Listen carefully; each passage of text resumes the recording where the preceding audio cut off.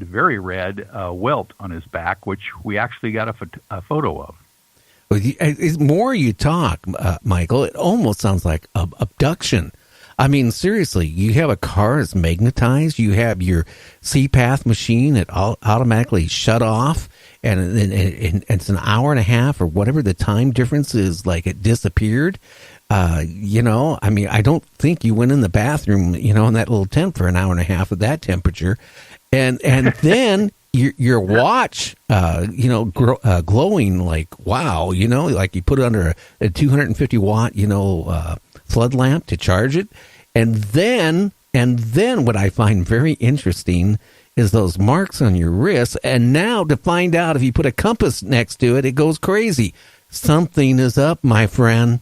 Something is up. Oh, I really appreciate you being able to commiserate with me on this, because we are in the process of trying to drill down and find out what's really going on. It wasn't just me. There was many other people on the UFOI team that had strange experiences just like this, including those folks on the top of the mountain at the same time, almost the exact same time that we were having our issues down at the lake. Well, maybe the other thing that, besides the scan, maybe they abducted the car to, figure out what it is, because it was two people in the car. I mean, this is rather interesting. Now, Kevin, why don't you tell everybody who you are and what you do? Oh, well, it's pretty simple. I run a small science fiction publishing house, and I did a UFO theme anthology with strange and weird tales that might be true, but or might just be science fiction. Called the Joss Anthology Flying Saucer Stories, and it's a bunch of weird, basically everything you can possibly think of, from like a secret Nazi moon base ace to the FBI investigating the Men in Black and getting into like a ray gun, Tommy gun fight like back in the 40s or something. So it's all types of weird, interesting stories that could possibly happen with all the weird and crazy things that do happen with ufology and flying saucers and stuff. Well, so it was basically taking some of the weird stories I've heard over the years of me just basically studying UFOs and stuff, and says, let's pull fictional guys to this and do an anthology. Personally, I didn't do any of the structures in it. I got a bunch of my writer friends to like put together the anthology, and it's been out for about 2 years now, but it was a lot of fun putting it together. Oh, wow. I mean, right now, you got a person right here. You could write a book about what happened to Michael W. Yeah, Hall. I know. I'm really getting ideas for like fictional novel just by listening to the guy. But the thing I think about is there's been reports about magnetized and stuff. That could literally be the propulsion apparatus that this thing is using. Well, that's what using magnets. That's what I can't remember the report. I hope no one gets really sickly ill from this one, because I remember about the case back in Florida, back in '85. Well, they saw something. It was a diamond-shaped aircraft, and they got really sick. And got like radiation burns and stuff. So hopefully nothing that serious happened, but it seems like some type of close encounter of the fourth kind. I mean, it seems pretty textbook. Well, I just find that a car being magnetized, putting it all together, because this is the first time I've talked to Michael. Michael's a friend of mine. He's also a host on Night Dreams on Saturday between 7 and 8 p.m. But, this is the first time I actually talked to him about really what happened. And it's just so strange. It's a pattern here, Michael. It's a pattern. And I really think you need to get an X-ray and see if you have something implanted in you. And I'm just wondering about the two people who were in the car, because, to be magnet charged that way, to create a magnet make a car a magnet, man, the only other way it could happen is if you were under a huge power line. You know, those big, huge ones? Yes. Okay, and it dropped the power line and dropped a couple thousand volts on the car. That's about the only other way out there that it could have been charged. If it wasn't in the ground when you moved the car and it's only in the car, something strange went on that night. And, you know, and I don't know. It's one of the more strangest stories I've heard now in the past all my years doing paranormal.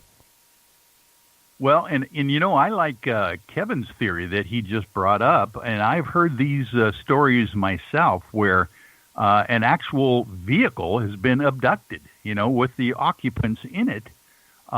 It would potentially make sense that if this vehicle, not just the vehicle, but of course the whole area around our campsite had magnetic anomalies as well. But if this vehicle was taken up into a craft, you would think that potentially it would become magnetized. That's what happened to Barney and Betty Hill's vehicle, by the way. Oh, yeah. The back trunk was very magnetized. And of course, there's no allegations that their vehicle was taken, but it had basically a close encounter with a craft for sure. Yeah, I mean I read. I can't remember. It was an article that Stanley Freeman did about a hypothetical UFO propulsion, and he talks about. Well, he's a nuclear physicist, so he could probably give much more detail than Lou or me. But he was talking about how you could charge up a magnetic dish-shaped aircraft. Well, you just like plug it up to like one of those motherships that we see, like the Chagall ship motherships and stuff, where you can just charge it up and just set the craft out. Wow. And I mean, technically, you could possibly. This is going on. Why I was saying science, you could use some type of magnetic, because a car is a good chunk of metal, but you could use a large magnetic field to lift up a car into a craft or something. That is possibly possible, but I won't know the physics behind that. But that is possible to do it, but you will have to have a lot of, you basically have like an atomic reactor or something that inside the craft to do something like that. But, since these are probably aliens anyway and they can cross the galaxy, so, I mean, knowing if it's picking up a call and putting it into ship, it's probably not the most, quite possibly, probably is the most likely thing. Well, you know what, Michael and Kevin, I'm starting to think, I remember, I don't remember if it was the Twilight Zones or the Outer Limits, but the aliens actually... Outer Limits, I think it was... They abducted this, little part of a town, right? And transported it to their planet. And here they were trapped, and they didn't realize they were on another planet. But, maybe that whole area, in that surrounding area, Michael... Maybe you were transported up on a vehicle and, experimented on and then returned. Well, that was one of my thoughts, where there was a mass abduction that happened that night, and that more of the UFO team needs to sit down and write their thoughts down, for one thing, just to see if there's any strange anomalies that come up just in their conscious recollection. I think that would be the first step to do. There is an interesting part of this story that I haven't told you, is that the two gentlemen, Dan Weiss and his son, that were sleeping in the vehicle, Dan Weiss himself is quite a famous Hollow Earth author. This guy has written 3 or 4 novels regarding the Hollow Earth idea, with races of beings that live in the earth as well. So I don't know if that has anything to do with it, but he would be quite an interesting character to bring aboard a craft, I would imagine. Oh, yeah. Now, go ahead, Kevin. Yeah. Go ahead, Kevin. Definitely. Oh, that one. Definitely that's interesting person to talk to. So, yeah. That's my thing. I need to pick up some of his books, but oh well. Yeah, Well, his name is Dan Weiss, Weiss, and he's a well-known author, and you can check out his books. Oh, yeah. I mean, I've heard of him. I just was saying I need to pick up some of his higher earth books because I always love to read. Unfortunately, don't.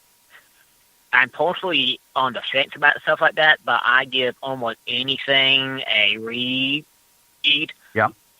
I'm on the fence on the higher earth, but I mean, the thing about it is, something like that won't surprise me. Yeah, exactly. I'm still I'm still kind of thinking about that myself. But when you have Admiral Byrd talking about it, when you have the Antarctica thing going on, there's so many things that point to the fact that maybe there's something there to it. Yeah, I mean, well, I'm just saying there is something because Mary Joyce had a Google photograph going back. This is back about 4 years ago, Michael. It showed in Antarctica a opening in the ground. It was big enough where you could fly a 747. And then when she went back to double check, it was removed off of Google. And it just makes you wonder. This is when they were sending all the scientists up there in Antarctica back about a year or two ago. And there was kind of like a panic. Something was going on, but we don't know what it was because they never told us. But she thought that was kind of strange, too, because she, I seen the image that's on her website. And it's big enough you could fly a 747 right into it. And why would Google remove it?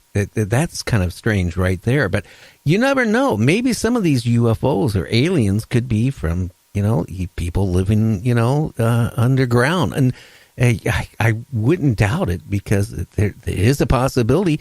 Like we've talked about, Michael, on my show, that the Earth could have been rebooted several times.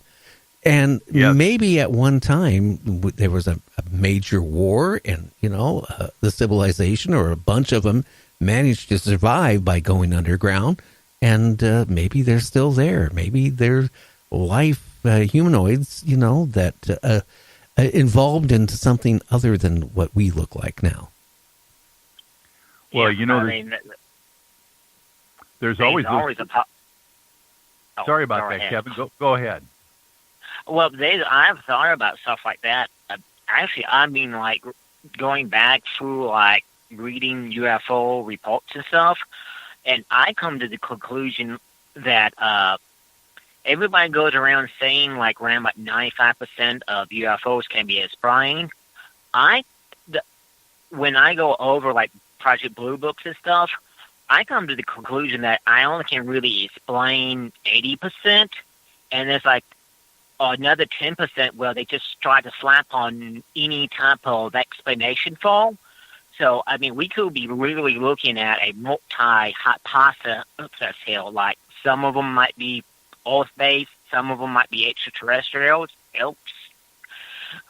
If SRG is correct and space-time is connected, some of it might even be time travel-related. Oh, that is very possible. Michael, last night I had Charles Van Hayden on the show, and he's really, into UFOs and trying to prove they are or prove that they're not. He sent me, and it's up on my website. I don't know if you looked at my gallery lately, Michael, but I uploaded the one picture he sent me yesterday. It was taken in the 50s of a UFO, and that's one picture. It has not been able to ever be debunked as an image. I get, on an average, almost every day, somebody sends me an image saying, hey, I got a picture of a UFO. I have to be honest with you. Every one I've seen so far, knock on wood, has been like dust spots or something like that on the sensor because I have a program I can check. And so if they send me like a multiple pictures of different angles of the sky of the UFO, I can see and calculate, if it's the same dust spot or object, and it's actually on the same spot of each image. So that tells me it's inside the on the sensor or something. But, Michael, you might want to, I don't know if you can while we're talking, but you might want to go on www.nightdreamstalkradio.com, scroll down to the gallery, the photos, and you'll see it. It's a black and white, kind of a sepia tone picture. It's a UFO.